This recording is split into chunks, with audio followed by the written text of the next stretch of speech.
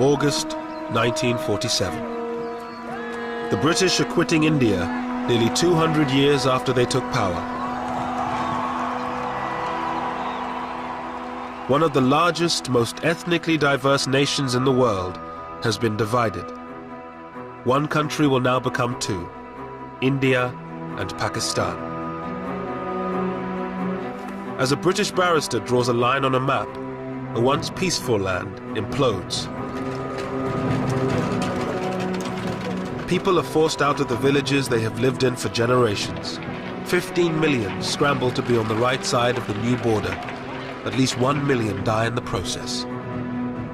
And this huge mass of humanity just moving along, barefooted, no food, thirsty. It was a terrible sight, terrible sight.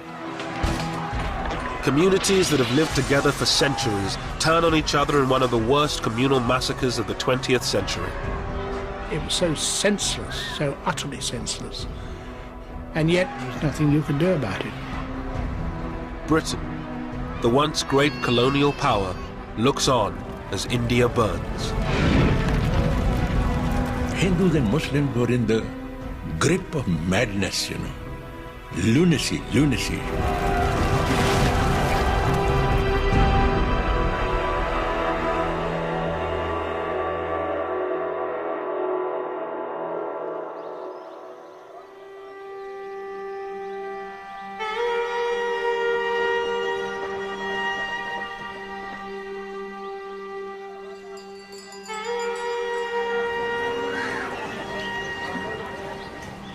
In 1946, British India was largely at peace.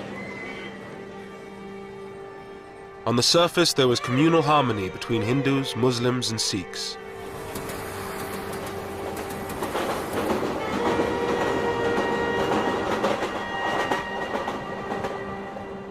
In the same part of the village, I remember Hindus and Sikhs living side by side, living with us, Not far from where I lived, And whenever there was any wedding in the family, I remember the Hindus and the Sikhs bringing sweetmeats, to my father, and offering, and we lived very happily, very happily.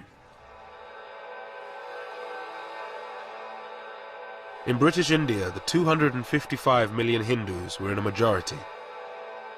India's 92 million Muslims were concentrated in the northwest and northeast of the country.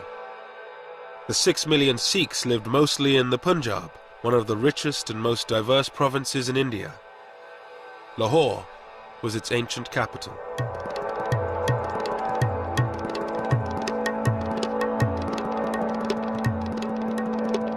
Lahore was one of the most cosmopolitan cities in the country, a center for education and fashion.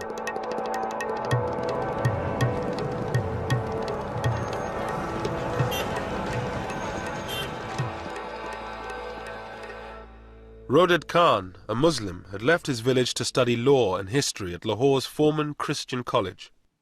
Lahore took my breath away, because it was a different city, and it was a different world.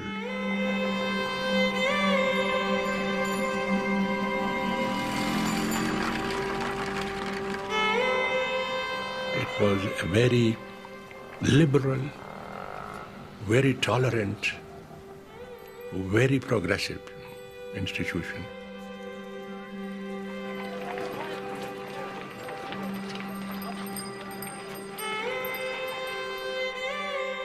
At the same time, Somanand, a Hindu, was in his final year of school in one of Lahore's fashionable suburbs. The fashions in Lahore became popular all over Punjab, not only in Punjab but in northern India.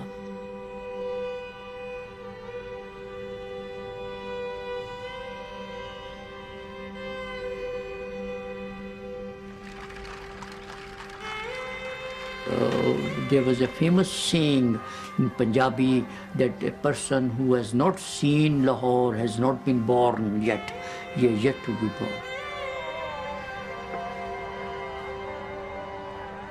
In a few months' time, the peace of this ancient city would be shattered.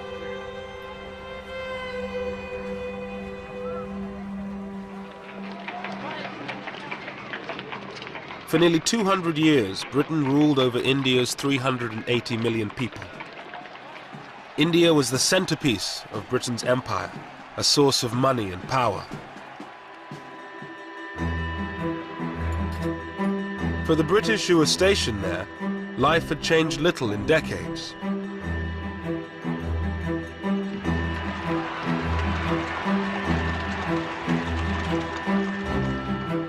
John Moores, an officer to a Gurkha regiment, had been in India for a year.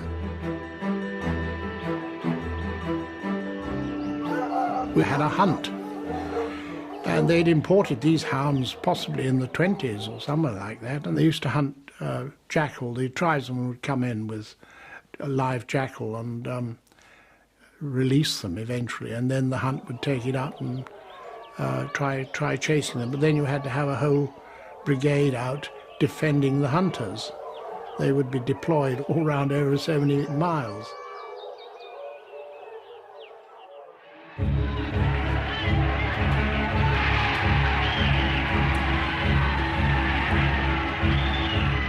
For decades, Indians had fought to rid themselves of British rule. The independence movement had been kept in check by ruthless military force. But by 1946, everything had changed. World War II had left Britain bankrupt.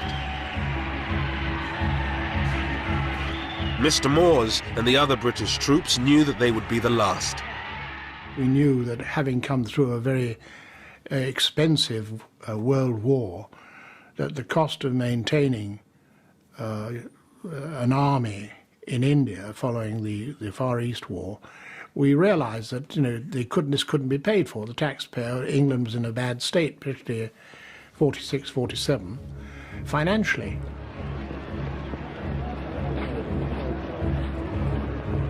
But India's independence leaders were divided over what should happen when Britain left.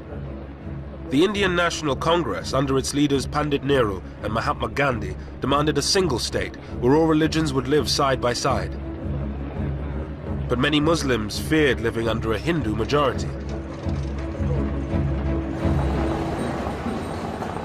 Even in the middle-class homes of Lahore, ancient prejudices ran deep. At one level, they had very cordial relations. Our Muslim neighbors were very good.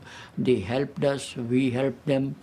But see, Hindus had a curious inhibitions.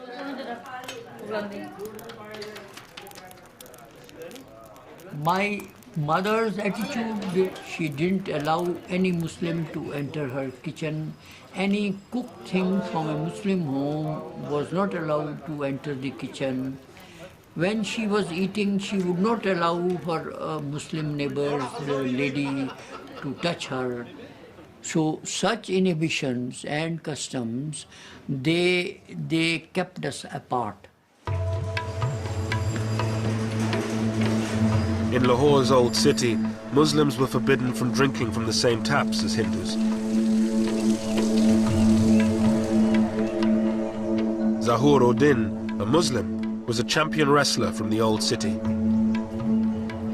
बाकी असी लोग जाके लगले जांदे पानी पींदे सा ना वो छबील तो पानी गिलास ही कुझे सानी हन पियांदे वो ऐसा पानी भी नहीं सन पियांदे उन्होंने एक एडी डी लम्मी नौजल रखी सी लोहे दी वो इत्थों फड़दे सन ते जिथे तुसीं बैठे हो ना उत्थों तक नौजल हुंदी सी इत्थों पानी पांदा सी ते असीं ऐसा पानी पींदे सा वो छूत तो भी सानूं छूत समझदा सी Hindu. The Muslims were not getting enough jobs, education, they were not so educated.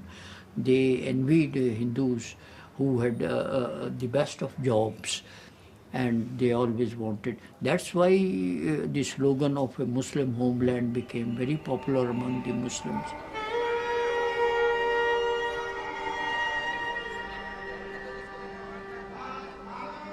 Muslim fears that Hindus would dominate an independent India drove the demand for a separate Muslim homeland.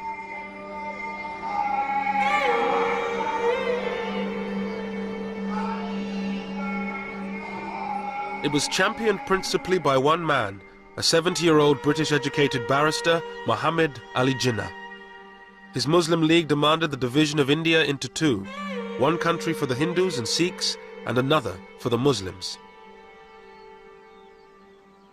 Once the British leave, and there will be a democratic form of government, you see, But in a democratic form of government, the Hindus will always be in a majority, and the Muslim will always be in a minority. We have no chance. Our minority will never be transformed into a majority, and the Hindu majority will always remain a permanent majority. Therefore, we have no chance. Pandit Nehru, the leader of Congress, toured the country arguing the case for a united India. The whole idea that India should be divided was based on a fantastic notion that religion constitutes nationality. Nayantara Sehgal lived with her uncle, Pandit Nehru. While I was growing up, the entire national movement, which had cut across religion, region, caste, class, sex, it had been a truly unifying experience. So for a person like me, it was an absurd idea that India should be divided. It made no sense of any kind.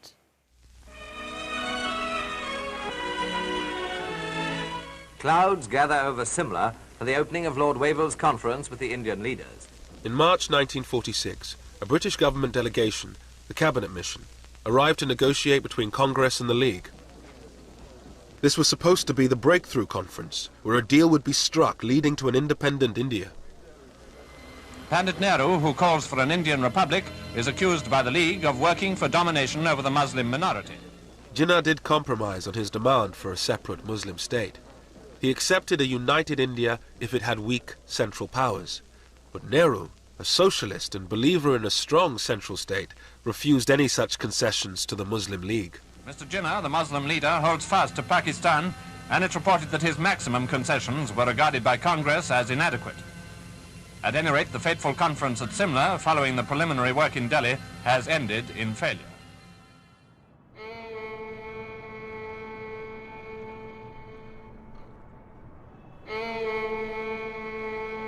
Calcutta, a stronghold of the Muslim League, August the 16th, 1946.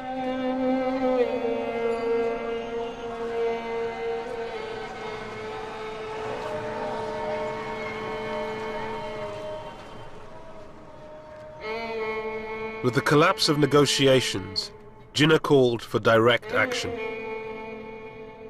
Thousands of Muslims gathered in the center of the city to demand a separate homeland, Pakistan.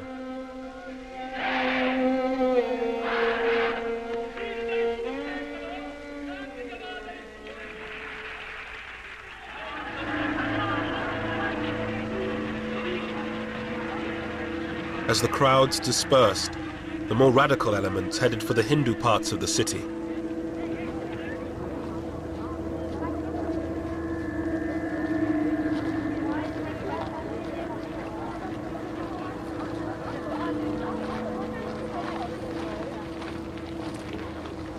I was thinking of going out for a stroll, and then all of a sudden I found some Muslim hoodlums.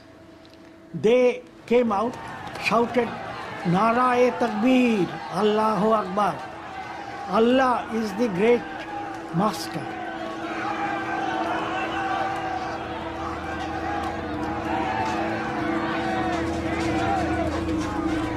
Local gangsters hijacked the demonstration.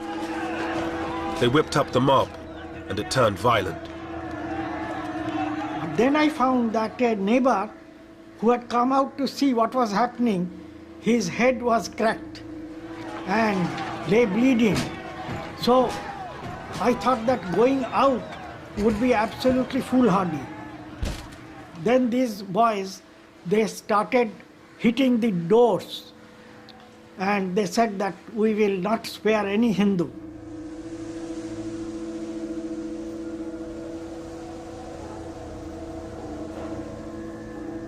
As the city erupted in communal violence, Muslim slaughter of Hindus turned to Hindu slaughter of Muslims.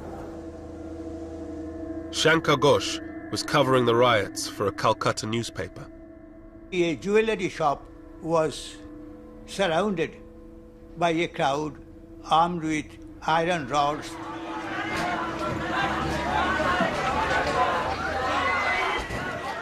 An elderly employee, he was already half dead in fear.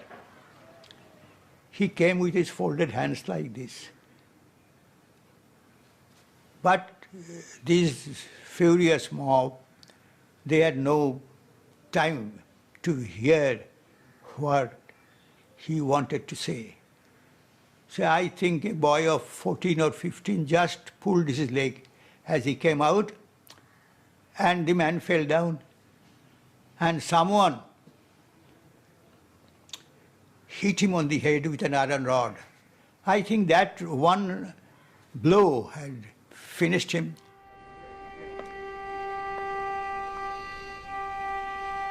Around 5,000 people were killed in 3 days of rioting.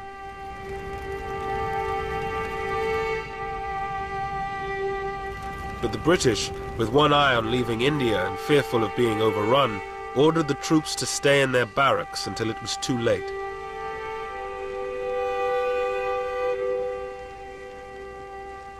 We had absolute faith in British authority. We had absolute faith in the peace that British had given us. For 3 days there was no sign of authority on the streets, and it was anybody could murder anybody.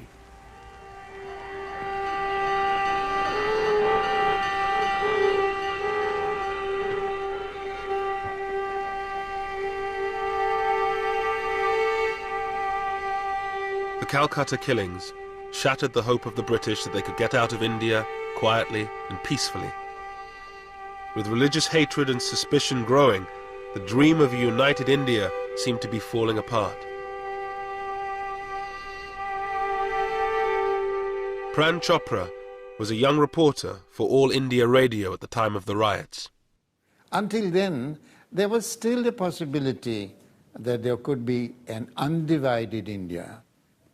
That impression evaporated in the heat of what came to be known as the Great Calcutta Killings.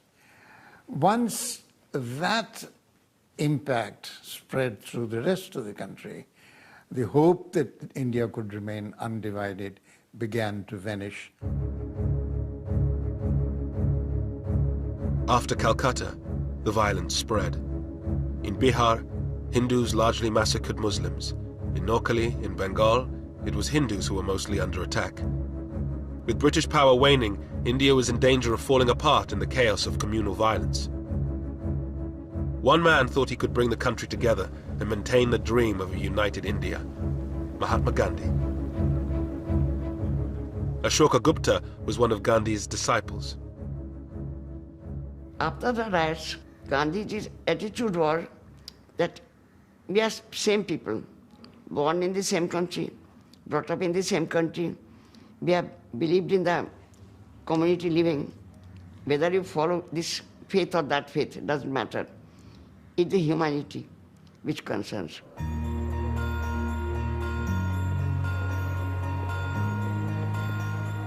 Gandhi spent the first months of 1947 walking through the villages of Noakhali, holding prayer meetings, trying to bring Hindus and Muslims together. Ashoka Gupta went with him. Gandhi walked from one village to another, and while he walked, he sang. He rested in a Muslim house, then he rested in a Hindu house.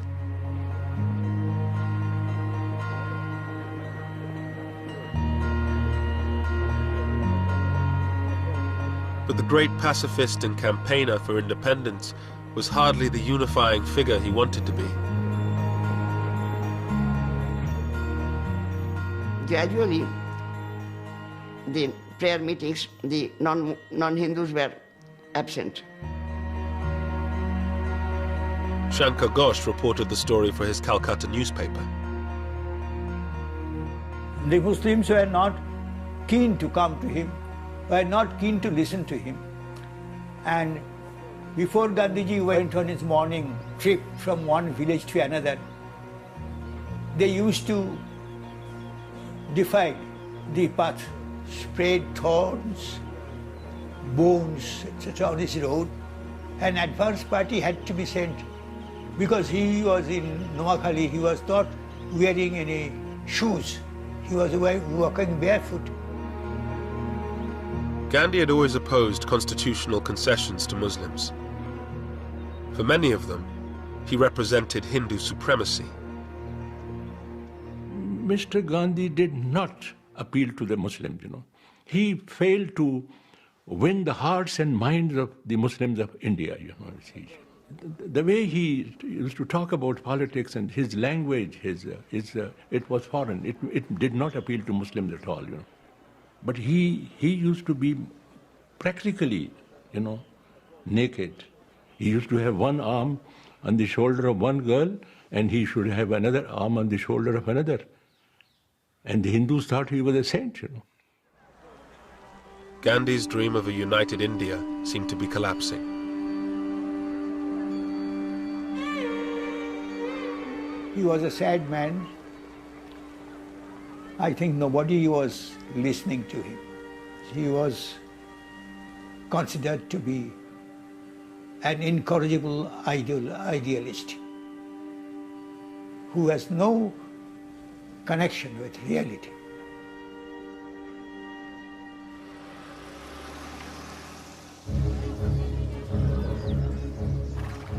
In February 1947, the British government made a dramatic declaration. They would definitely leave India by June 1948. But there was still no agreement on how to give India to the Indians. With chaos spreading, they decided on a radical solution: to appoint a new viceroy.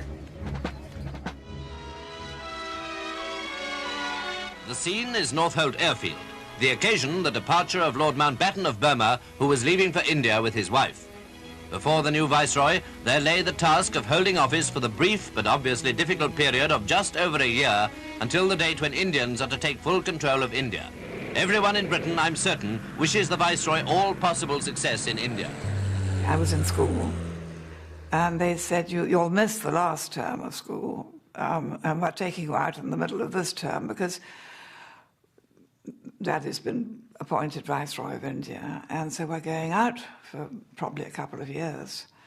And, you know, thought we'd take you as well, because you can be useful.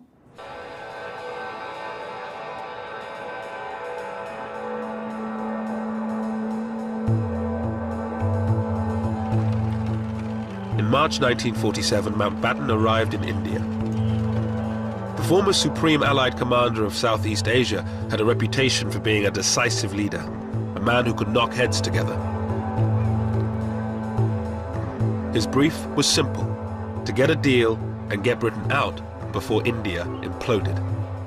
The swearing in, of course, was a very great ceremony in the Durbar Hall, and so trumpeters and all the staff in their full dress uniform, my father in full dress uniform, my mother in a long white dress, and I think a sort of laurel wreaths in her hair.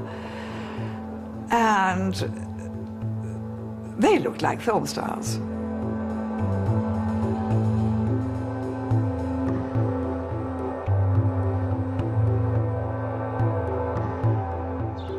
The Viceroy, his wife Edwina the Vicereine, and their daughter Pamela moved into Viceroy's house in New Delhi with its staff of 5,000. In Viceroy's house, there were indoor gardeners. Now, the indoor gardeners just arranged the flowers in the vases and changed the water. And there were 25 of them as indoor gardeners. There was one man who spent his entire time with a seal that bore the British crown, stamping the butter pads. And there was another unfortunate man known as the chicken plucker, who did nothing else. So the scale was so amazing. Narendra Singh Sarila was to become Mountbatten's aide-de-camp, his personal assistant. Among other things, his job was to assist on tiger hunts. Lord Mountbatten was a very articulate man, and he used to plan ahead what he's going to do. And he used to carry it through ruthlessly. Despite the formalities of life at Viceroy's house, Mountbatten seemed like a new breed of Viceroy. First of all, his background helped him, because everybody knew that he was cousin of the king. But still, he acted without any airs. And I think that impressed Indians, because other Viceroys kept, their sort of upper lip and that sort of thing. And I think that helped to impress people. Well, the first thing that was different with my father and mother was that when they were entertaining, I mean, they were in India, they invited Indians, which had never happened before. I mean, yes, of course, Indian princes were entertained, but the ordinary Indian ministers and lawyers and doctors or whoever had never been invited, so that was quite a new thing.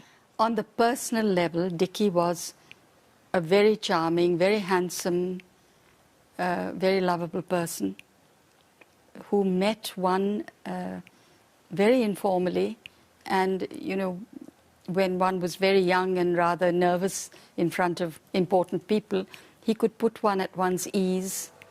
He was awfully sweet.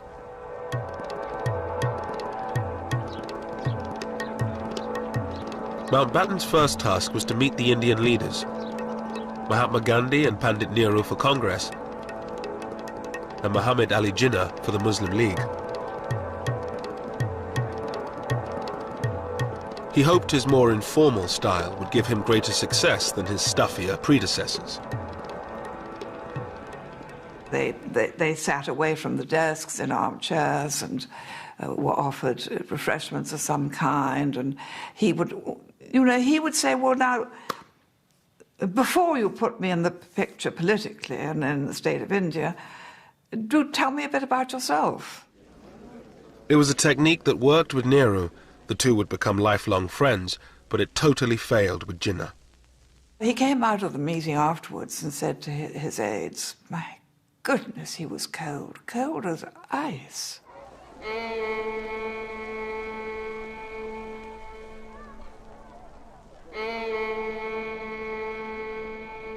There were now constant negotiations.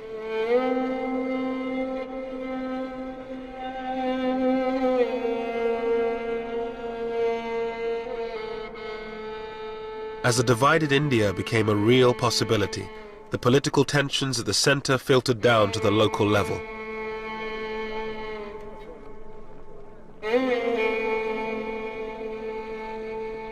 The Punjab was worst affected.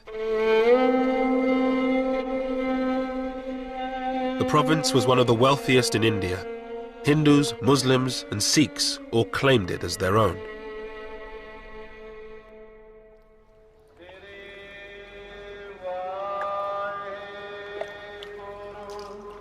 The Punjab was home to most of India's 6 million Sikhs, the location of their most holy site, the Golden Temple.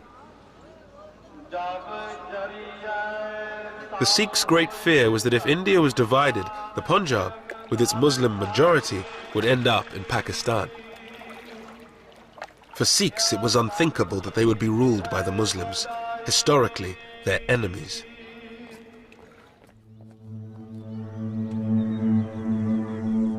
In many villages of the Punjab, communal harmony began to break down.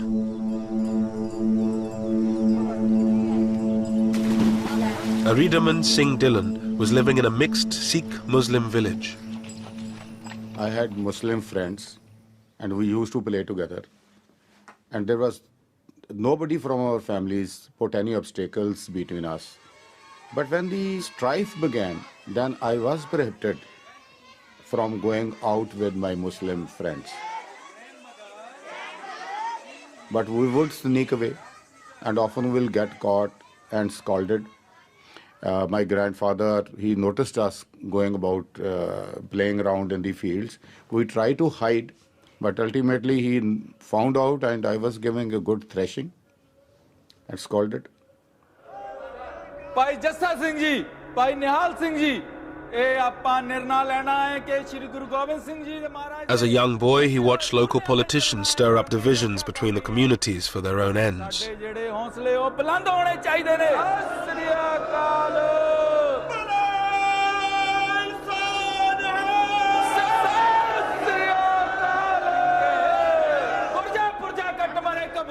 They have to whip up the sentiments of the people, and the easiest way to whip up the sentiments of the people are to tell them that their religion is in danger, that is, their community is in danger. What else would they tell? To hoodwink people, to get votes out of them, to get support out of them. The people had to be hoodwinked, and politicians do this.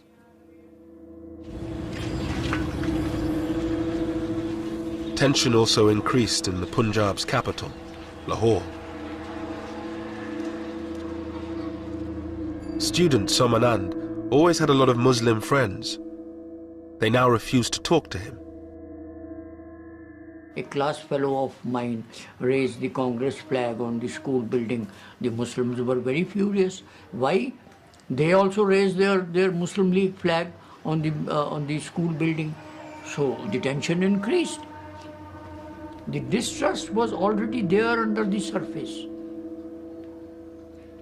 It was there for centuries, but now it came above the surface. John Moores and his band of Gurkhas were now sent to Lahore to help the local police keep the peace. We arrived in Lahore around about the 23rd of April. We already knew that there were rumblings going on for intelligence that had been passed to us, and we were briefed on that.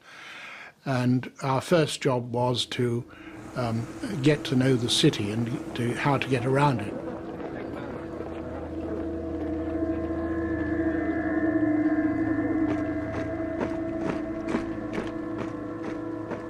We had orders that we were to stay armed, and you'd have to go to a dance or have dinner out somewhere with a 845 revolver strapped on, because there was already talk about people having reprisals.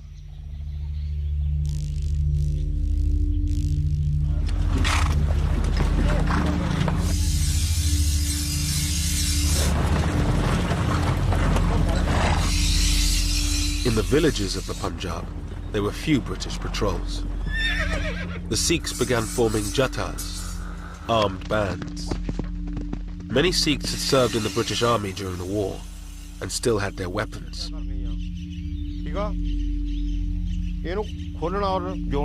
These ex-soldiers began to train their Sikh brothers to prevent a Muslim takeover of the Punjab.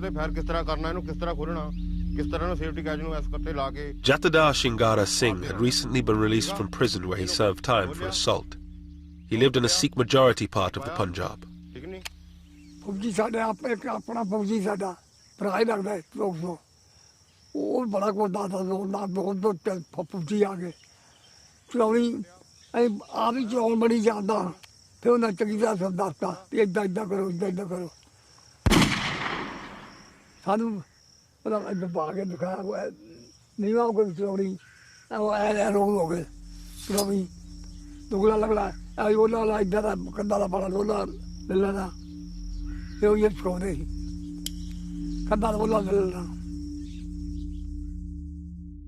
A number of Muslims from our village had come down to see my grandfather and told him that they have heard rumors that certain people are getting together in adjoining villages to attack our village and other villages to kill the Muslims.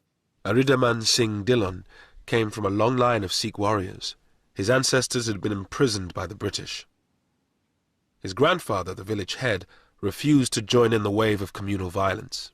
A committee of Sikh, Hindu and Muslim people were created, and they were given small arms like lances and axes. We had a couple of guns, and the basic reason for doing this was to guard their own village against the people coming to loot the Muslims of that village and to guard their Muslim friends. And every night they would hold the patrolling throughout the village to guard the village and the Muslims.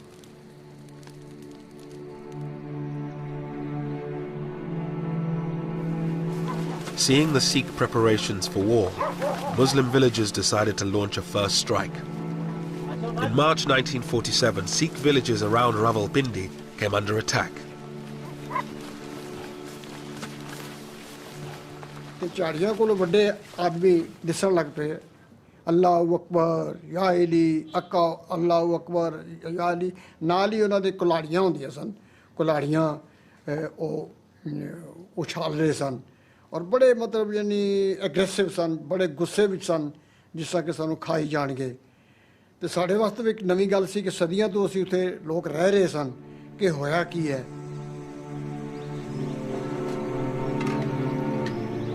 The Sikhs were heavily outnumbered by Muslims. Their biggest fear was that their women would be taken away, converted and raped.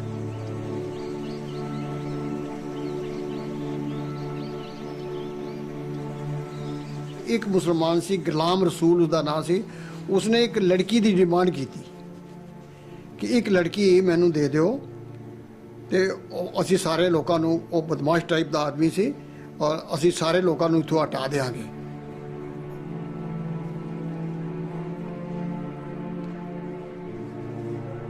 The women of the village went into hiding.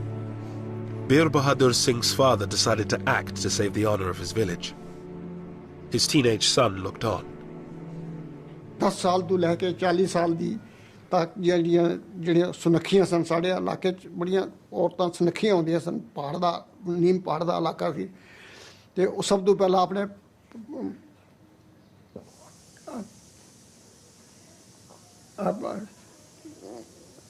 थोड़ा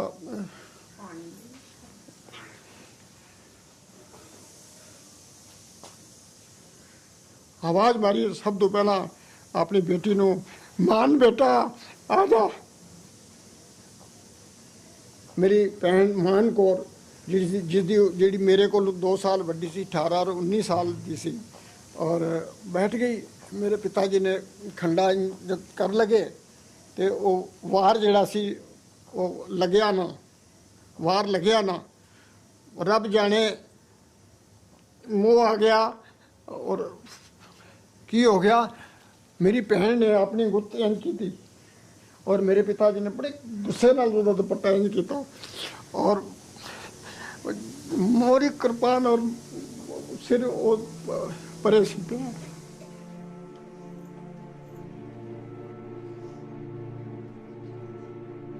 वो दो चाचा भतीजा ने मेरे एक होर ताया जी भी उपर सन जिन्हों का काफ़ी बड़ा शरीर सी उन्होंने सारिया ने कट्टना शुरू किया खट खट खट की आवाज़ आन सी मैं यकीन जान के जाना 60 साल मैंने अज की याद है किसी ने हाई नहीं की बस वाहिगुरू की आवाज़ आती रही है किसी ने हाई नहीं की कोई नस्सी नहीं किसी ने रोला नहीं पाया Such scenes were repeated throughout the Western Punjab in March and April 1947.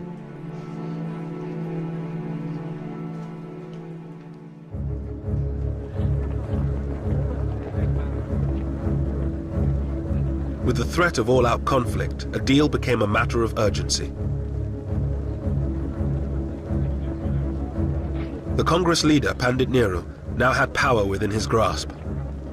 But to get the British out quickly, he had to compromise. He abandoned his dream of a united India and accepted partition. A statement will be read to you tonight, giving the final decision of His Majesty's government as to the method by which power will be transferred from British to Indian hands. On the night of June 3rd, 1947, Mountbatten, Jinnah and Nehru broadcast the news that they had finally struck a deal. They would divide India in two. I must honestly appeal to every community, and particularly to Muslim India, to maintain peace and order. I couldn't believe it. I couldn't believe it. It was like a dream come true, you know. mighty forces are at work in the world today and in India, and I have no doubt that we are ushering in a period of greatness for India. I remember I heaved a sigh of relief that there was partition, because we did not want to live with the Muslims anymore. But there can be no question of coercing any large areas in which one community has a majority to live against their will under a government in which another community has a majority. The partition deal involved giving those provinces with a Muslim majority to Pakistan and those with a Hindu one to India. But Mountbatten and Nehru insisted that the Punjab and Bengal would be treated differently despite their Muslim majorities. Jinnah was forced to accept that both these provinces would be cut in half and divided between India and Pakistan. The next day, at a press conference, Mountbatten dropped a bombshell. Britain would not be leaving in June 1948, as had been planned, but on August 15, 1947, just 3 months away. When asked why the date had been brought forward by nearly a year, Mountbatten replied, "Why should we wait? Waiting would mean that I should be responsible, ultimately, for law and order." It should have been possible for them to say that, look, there is no great hurry, don't fix a timetable, let it proceed in a more orderly manner. But he was a decisive man. This is the job I have to do, this is the date by which I'll do it. This was his personality. That made the pace of the partition furious, impossible to moderate. It was no question of it being too soon, it was much too late. Because in fact, when he arrived, he saw the situation was so much more volcanic than he'd been led to believe in England. And he had that diary that he had over everybody's desk saying however many days to independence, because it seemed so unbelievable. And the next morning you went into your office, it was 1 day less, and it certainly concentrated people's minds.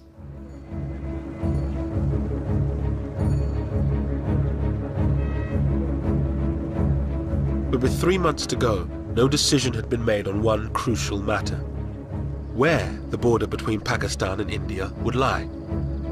A new boundary had to be urgently drawn up. The man chosen for the task had never been east of Paris: British barrister Sir Cyril Radcliffe. Cyril Radcliffe was a very remarkable man. It was not just the quality of his mind, though that was formidable, perhaps the most formidable I ever encountered, I think. He had this unerring gift for going to the heart of anything he was discussing. He came very clearly to a rational conclusion. He was a very rational man. On July 8th, Radcliffe arrived in India. He moved into a bungalow on the Viceroy's estate. With partition only 36 days away, he met Mountbatten. The brilliant and serious barrister did not quite hit it off with the flamboyant Viceroy. I think he thought that he was a vain man, and not a man whose judgment was totally to be relied upon.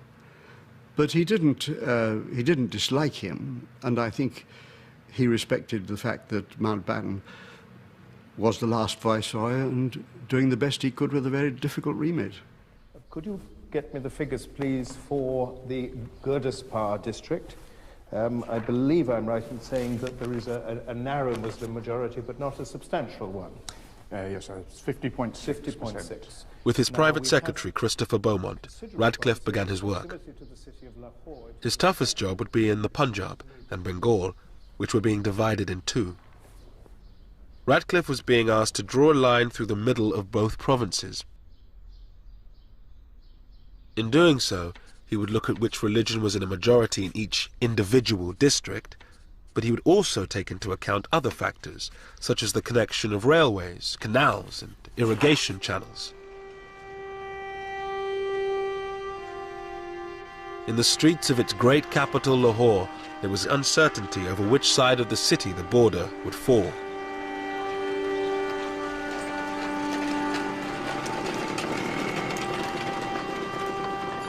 Satish Gujral was an art student in Lahore from a politically influential Hindu family. Most of my Muslim friends also agreed that logically speaking, there was more chance that Lahore will go to Indian side.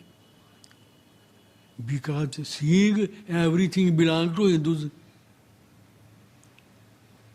Education, money, banks, insurance, buildings.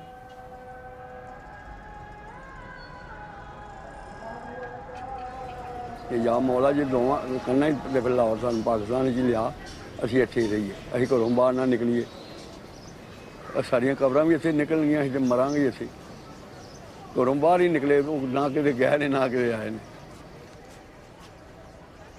On the quayside at Bombay, Viscount Mountbatten bids bon voyage to 1,500 British soldiers. With tension increasing, the British government decided this was the moment to bring most of the remaining troops home. 50,000 more.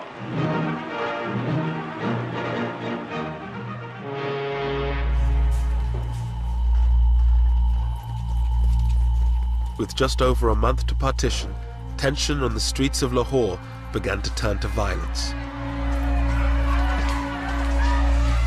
There was a date and everybody then knew that do whatever you can now, because after this date you won't be able to do it. Whether it's looting Muslims or looting Hindus, whatever it might be. So therefore the date itself became a driver.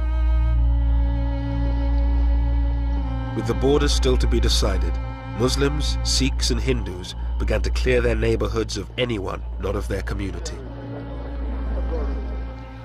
माहौल जो खराब होंदा गया फिर इहो ही होंदा गया कि इत्थों जेह्ड़े मुंडे सन ना वो रेहड़ी दे वड्ढ के ना वड्ढ वड्ढैया करके एक अद्धा बंदा लग्गेआ कोई फस गया उन्होंने वड्ढ के बोरी पा के इत्थे लिया के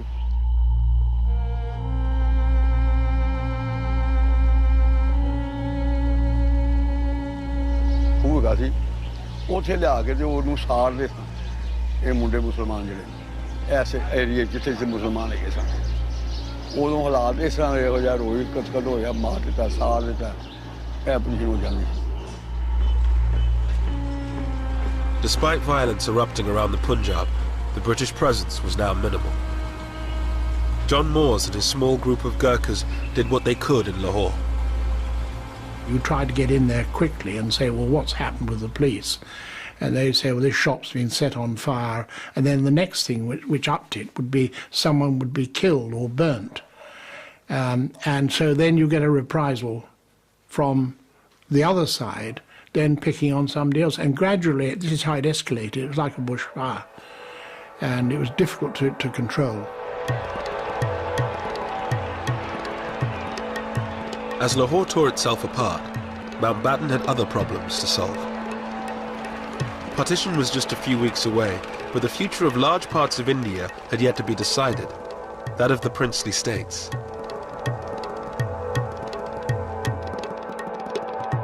Ruled by princes, these semi-autonomous states were dotted around India.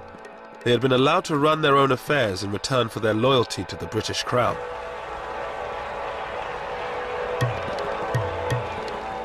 The princes assumed the British would allow them to decide their own fate after they left. But Mountbatten had done a secret deal with Nehru. He would hand most of them over to India. Narendra Singh Sarila, then a young prince, attended the meeting where Mountbatten announced their future.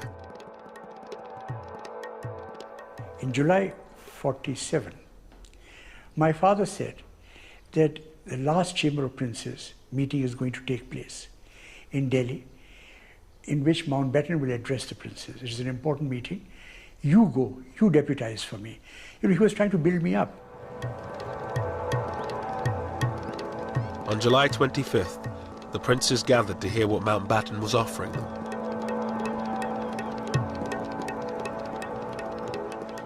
He came and stood in front on the podium. And I remember that he looked left and right while pictures were taken. It was perfect showmanship. And then he started addressing the princes. Your Highnesses, ladies and gentlemen, and he said that we have no alternative but to sign the instrument of accession. Mountbatten told the princes they had little choice: join the Indian Union or be swept away in a wave of democratic change. And I think this made a great impression, and many of the princes who had these ideas that they would become independent and do what they like, this collapsed. They realized that if they didn't sign, most of the princes, small ones, they would be most probably wiped out. With the princes in the bag, the partition settlement was nearly complete.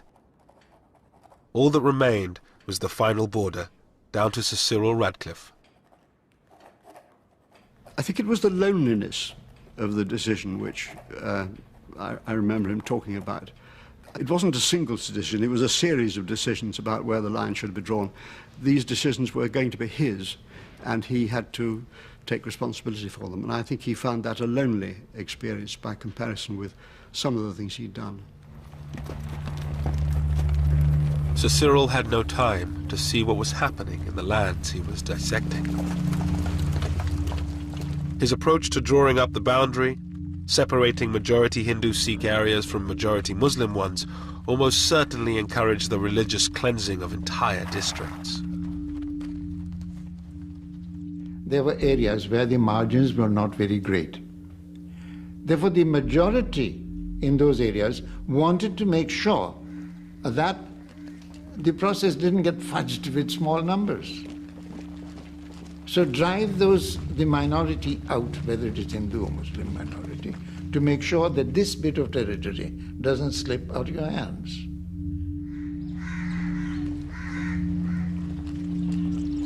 Mayhem now ensued in the villages of the Punjab. A few individuals took a stand. Dylan's grandfather was threatened for trying to protect his Muslim neighbors. Some people had often sent messages to my grandfather that people who were going about looting and killing Muslims, they wanted to eliminate our family because we were putting an obstacle in their way. But my grandfather would not be deterred. He would not be afraid. He was that way.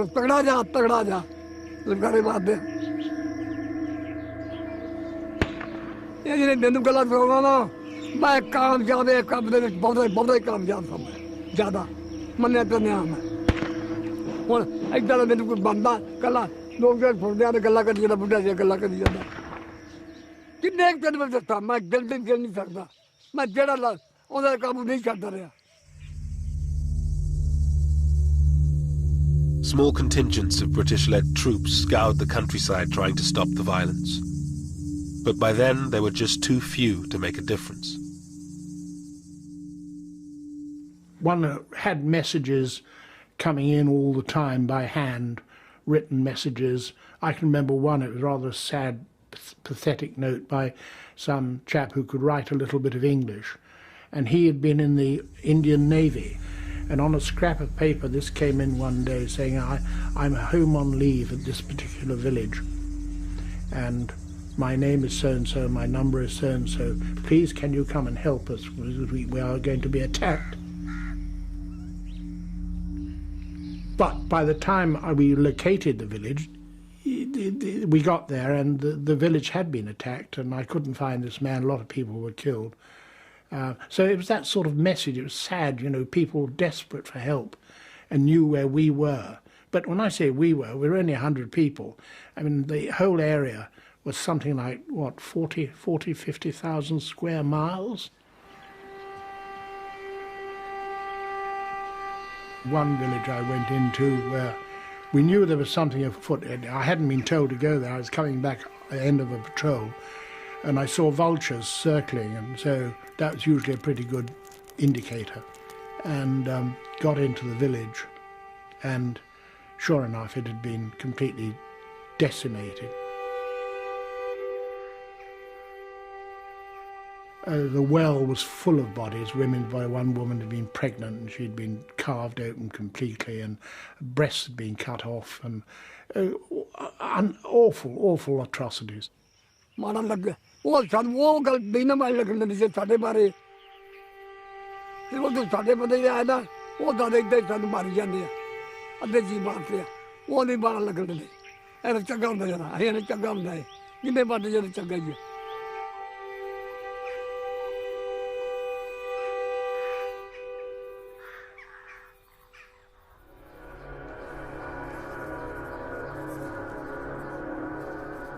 In Lahore, murder was now an everyday occurrence. With partition just 2 weeks away, rumours circulated that the city would go to Pakistan. Lahore's richer Hindus took no chances. There was tension. The Hindus started leaving much before the partition Lahore. They knew that Lahore would go to Pakistan. They started leaving the city, but they pretended that they are not leaving. They kept their drawing rooms as it was there. All the sofas and all the furniture was there. In the hearts there was a hope lingered that Lahore would be on this side.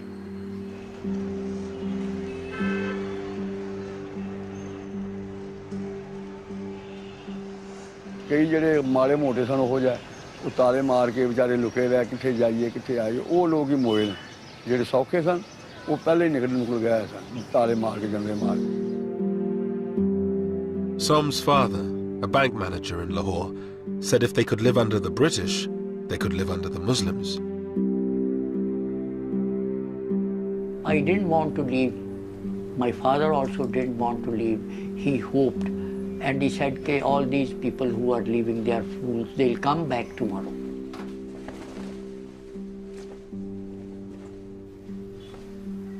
But that was not true. When our neighbors started leaving one by one, he still hoped.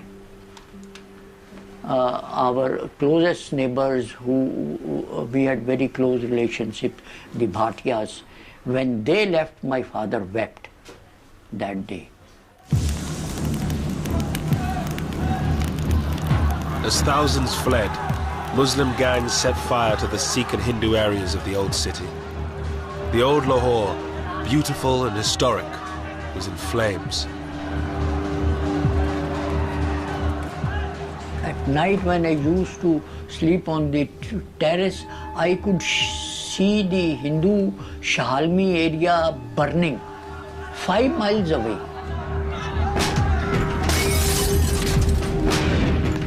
The flames could be seen. So high the flames were. Shahalmi was a thickly populated Hindu area. It was burnt down completely.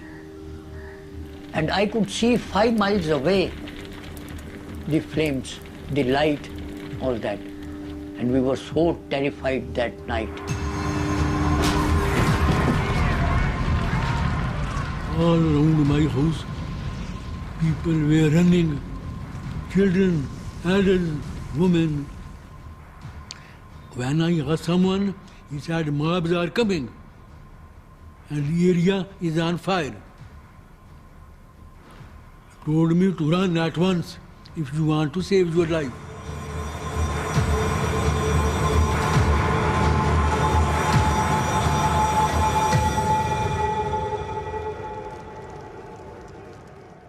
The whole horizon full of fire, smokes, and all red. It was such a sad, sad, sad moment for my life. Seeing Lahore, which is such a beautiful city, it was all burning. I have done what I can in drawing the line to eliminate any avoidable cutting of railway communications and of river systems, which are... On August 9th, Radcliffe had finished drawing up the border, but Mountbatten decided to keep the new boundary a secret until after independence, so the British wouldn't be blamed for any ensuing violence. The delay prolonged the uncertainty, and some believe it increased the loss of life. Signed, Cyril Radcliffe. I never forgave him. Why he kept the decision to be announced about Lahore so late? I feel much killing could have been saved if they had announced the fate of Lahore 15 days before. On the eve of independence, Radcliffe wrote to his stepson in London. Nobody in India will love me for my award about the Punjab and Bengal, and there will be roughly 80 million people with a grievance who will begin looking for me. I do not want them to find me. I've worked and travelled and sweated. Oh, how I have sweated the whole time. Radcliffe left India 4 days later, never to return. He was deeply conscious that his rulings or his recommendations would generate controversy, conflict, and the possibility of a loss of a lot of human life. I do remember him saying that any solution, any drawing of the line would have done that.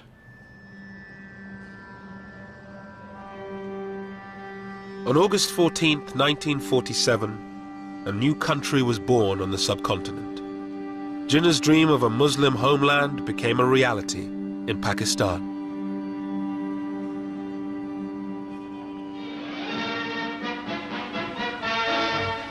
Through Karachi's streets drives the Quaid-e-Azam, Muhammad Ali Jinnah, Pakistan's first Governor-General. It's Karachi's first day of independence, and the crowds are out to greet him and Earl Mountbatten. Mountbatten was in Karachi to declare independence for the newly created state. Bizarrely, no one except he and Radcliffe knew where its borders were, but this didn't stop the celebrations.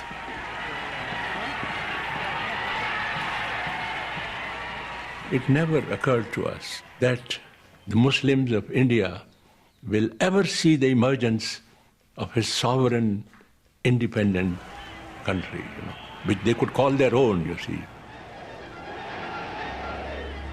A country they could live for, a country they could die for, you see. It never occurred to us,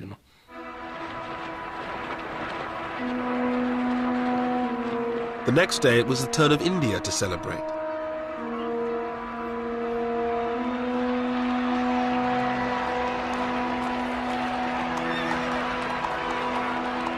Hundreds of thousands thronged the streets as Nehru, Mountbatten, his wife Edwina and their daughter Pamela made their way to the Constituent Assembly.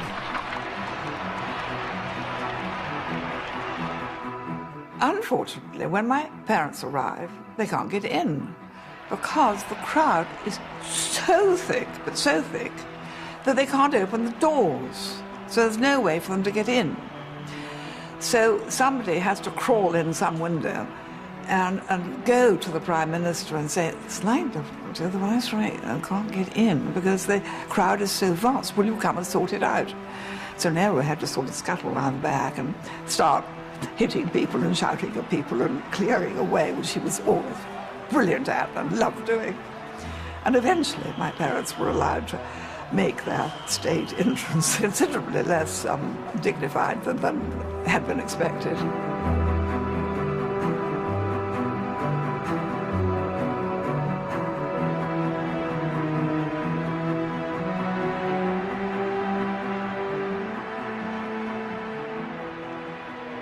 Well, you must remember that whatever the tragedy of partition, there are other aspects to it. I mean, it was an exhilarating occasion.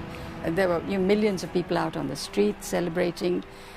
For my uncle and for his colleagues, it was the realization, though not in whole but in part, of their lifelong dream, the cause to which they had given their entire lives. And here it was, Indian independence.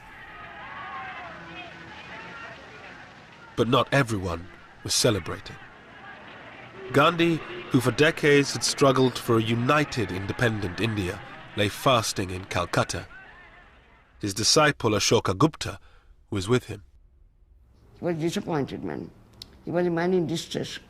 And he found that whoever people went with him to start with, now are deserting him. The desertion by other leaders, I think, hurt him very much. He wanted to die. His attitude was, let me die.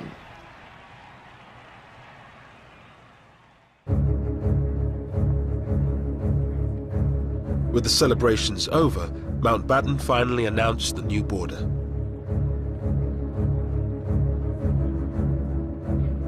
It sliced through the previously united provinces of Bengal and Punjab. Lahore was given to Pakistan, a disaster for the city's few remaining Hindus. We were dejected and we were so sorry because, see, those Hindus, by that time, Hindus had realized that it would not be possible for them to stay in Pakistan.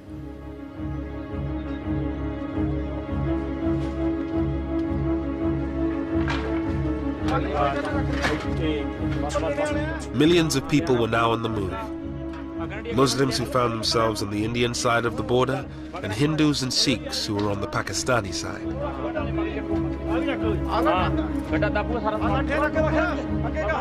They packed their belongings onto bullock carts and left the villages they had lived in for generations.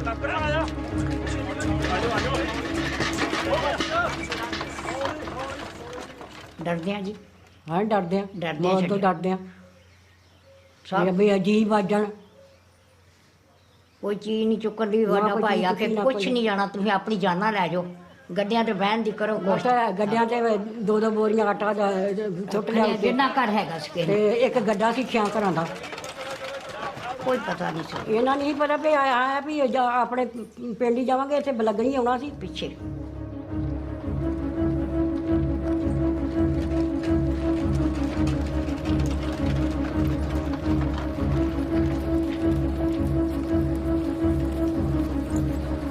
The refugees formed human caravans called kafilas.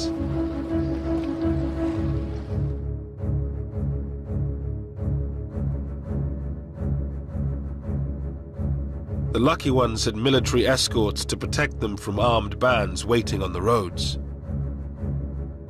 The first major refugee movement, the biggest concentration, was about a 50 miles long column of over 200,000 people was moved, and I was escorting it from Jalandhar onwards up to the Pakistan border.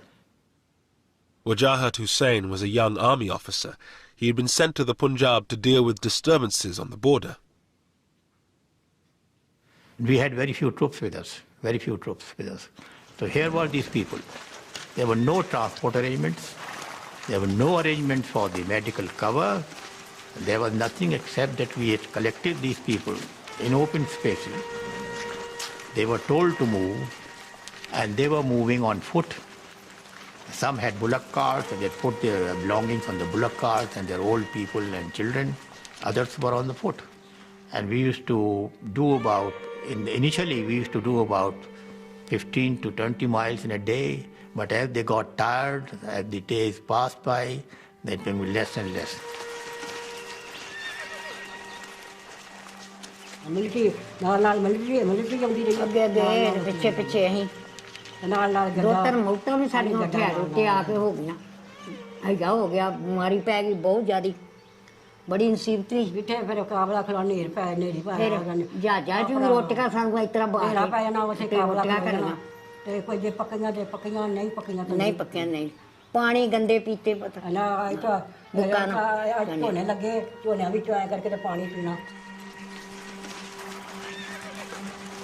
Throughout August and September, the columns of refugees grew and grew, from hundreds of thousands to millions. Well, you imagine 2 million people on one road, virtually, and it's just a seething mass of people trying to get water, trying to call in. Wells were poisoned, trying to find food, trying to cope, trying to cook, women having children. It's awful, awful things.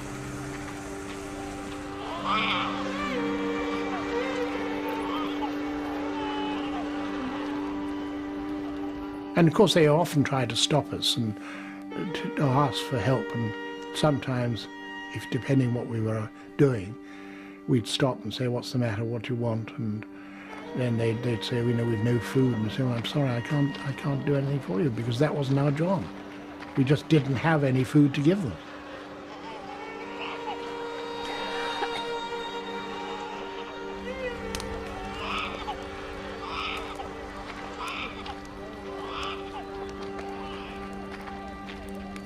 First they used to start throwing their baggage which they were carrying, everybody, whatever little they had to carry. And after 3-4 days, they used to gradually drop.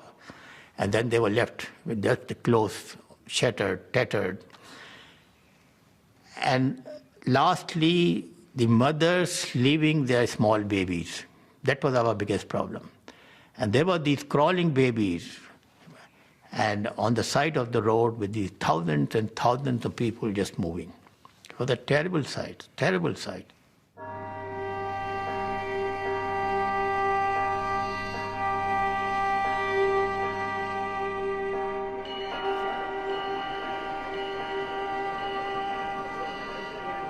Tens of thousands of people boarded special refugee trains that made their way between India and Pakistan.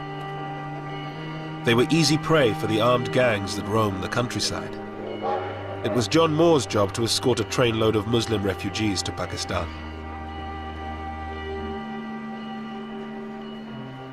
It wasn't a train, it was just a lot of coal wagons, steel coal wagons, and this, of course, is August, which is pretty hot. And we loaded up these wretched refugees.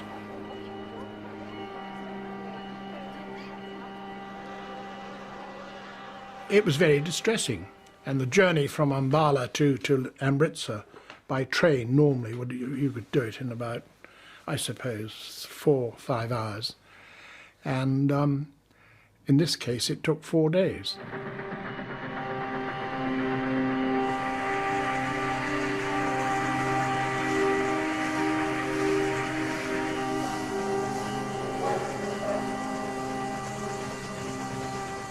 There was no water, very little water on the way. We had our own supplies of water for the 3 platoons, but we had a job to do, and we couldn't help them.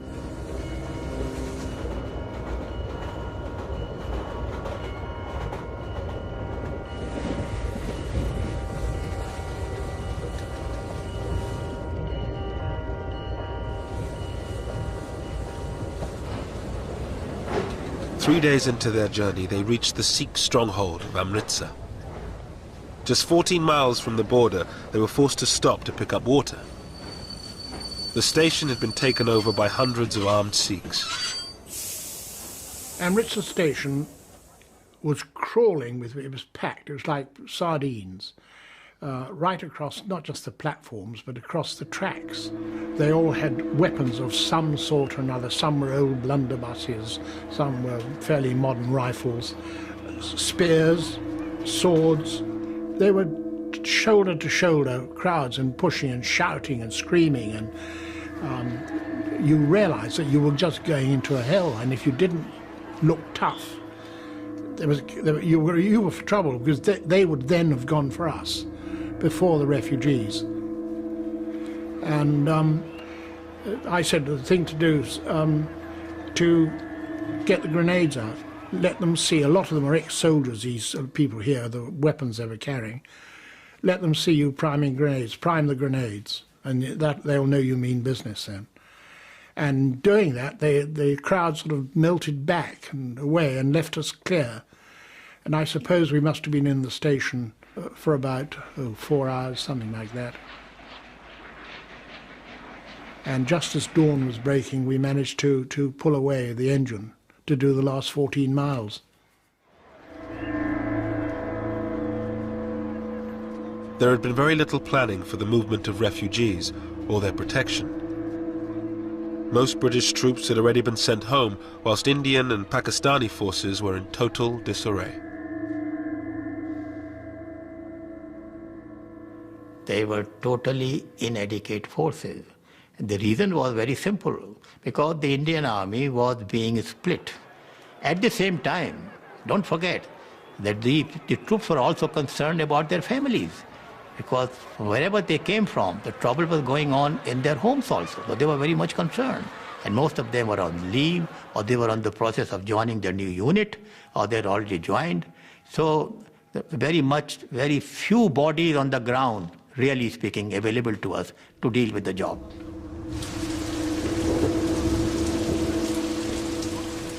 Most trains had no military escorts with inevitable consequences.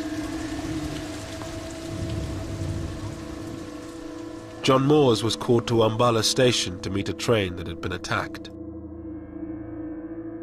This was a trainload of, I don't know, 500, 600, 700 people, most of whom had been killed, slaughtered, mainly elderly people, young children, young women, and they had been attacked and slaughtered, shot. I can remember seeing a young woman with she was still alive, her head open, cut open, and you could see her brains, and knew there was nothing that we could do. We hadn't got any surgical facilities or anything like that, but it was a horrendous thing, and I still think about it very much. Art student Satish Gujral helped organize the transportation of refugees. In Amritsar, he saw the hatred partition had brought. A Muslim girls' school nearby had been raided, and all these girls had been brought out, stripped, then taken in procession to this location, where they were being systematically raped. I have recalled in my life story that when watching it, I looked at the face of those others who were attending it in search of compassion. I found none.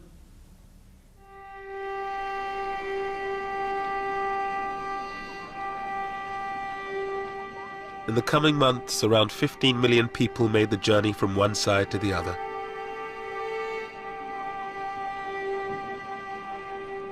At least 1 million were dead. Thousands more lay abandoned in makeshift refugee camps, stuck on the wrong side of the border.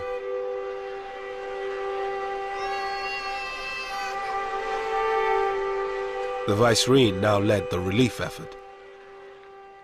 My mother was forever visiting the Punjab. She visited in 5 months. She did 70 major tours of the Punjab into the camps and trying to organize the camps, organize the hospitals, get guards on the hospitals, get food. And they soon learned that tell Lady Mountbatten something or answer one of her questions and something will happen.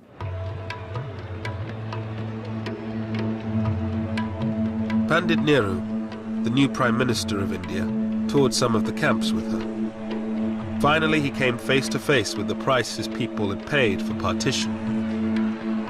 Satish Gujral was in a refugee camp in Lahore when he arrived.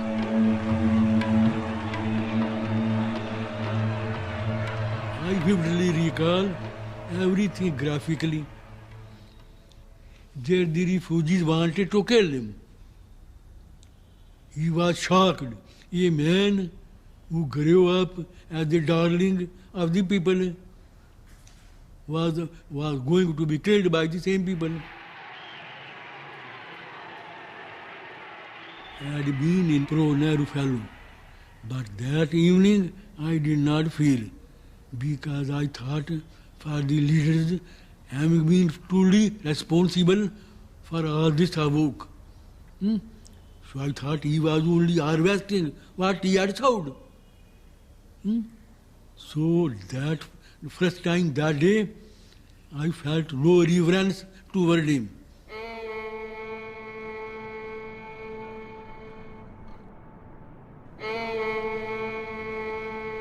In Lahore, there were now few Hindus left. Somanand and his father were among the last. In the weeks following partition, they came under attack from Muslim gangs seeking a religiously pure Lahore. And it was free for all in the city. There was no one to check them.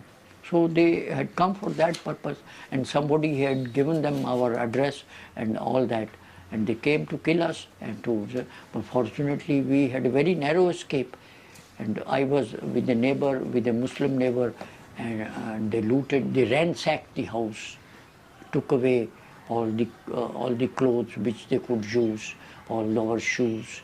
And when our Muslim neighbor raised a hue and cry, they said, "We'll shoot you if you support the Kafirs."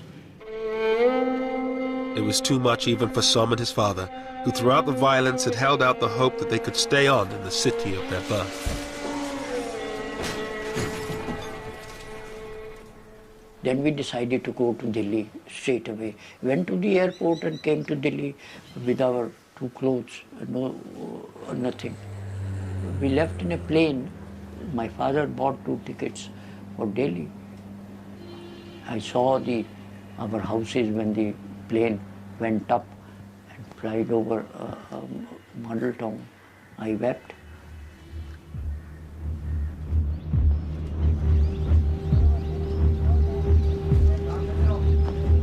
In Dillon's village, where the Muslims had been protected by his grandfather, the Indian army arrived one day and ordered the Muslims out. It was a sort of very heavy moment. There were tearful departures and farewells. The Muslims left most of their assets and properties with their neighbors, thinking that they would be able to come again to pick those things up.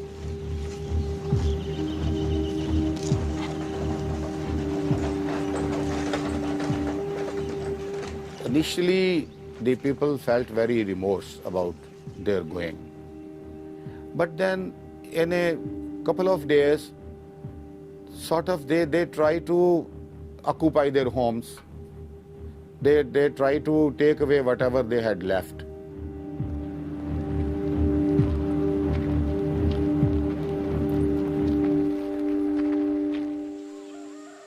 In only a few months, India had been divided along religious lines. The Indian part of the Punjab was cleared of nearly all its Muslims, while Pakistan was emptied of most of its Sikhs and Hindus.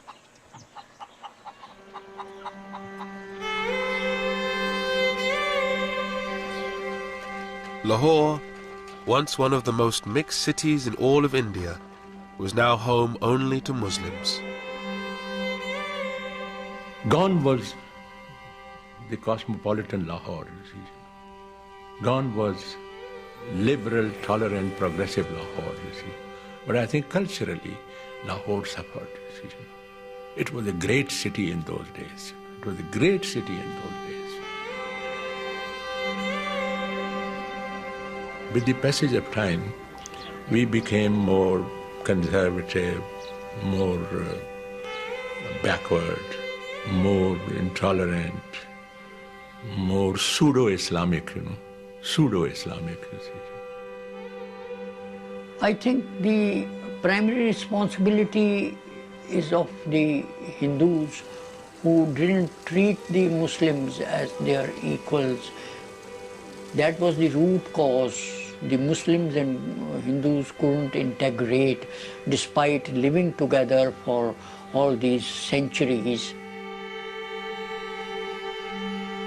With the partition over, the job was done for the few British troops still left in India. John Moores returned to Britain at the end of 1947. I think the worst thing was that we couldn't stop the violence. The unnecessary cruelty is something which we didn't really know much about. Mountbatten stayed on in India until the end of 1948 as its Governor-General. He returned to his career in the Navy, becoming First Sea Lord. He was killed by an IRA bomb in 1979. The whole problem was that Mountbatten tried to do this job in too short a time. To expect a country to be partitioned, a new country to be created, and within 2 months move the portion of the government of India to Pakistan, and to move the troops to Pakistan and from Pakistan to India was a tremendous job. It cannot be done, and that's exactly what happened. Everything went out of control.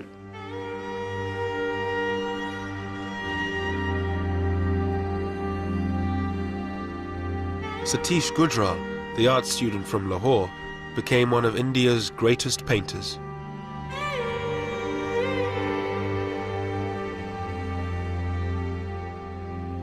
This experience sank in me so deep after partition, and began to paint without any consciously effort.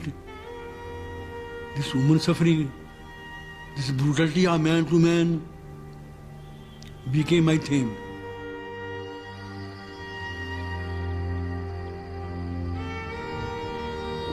The border created in 1947 would become the focus for 3 wars and 60 years of animosity between the government of India and Pakistan. But for the people of the two countries, it was the tragedy of separation that lingered on.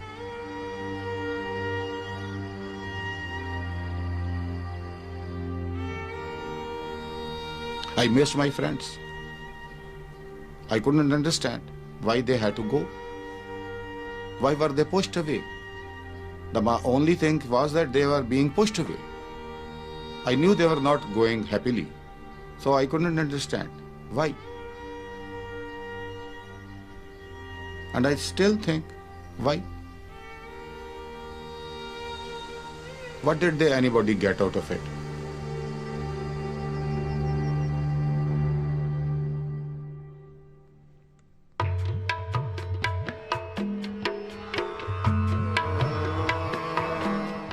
And on BBC 4 at 11 in Midnight's Grandchildren, 3 British teenagers travel to the Punjab to see how their families were affected by partition. Coming next here on BBC 2 Newsnight.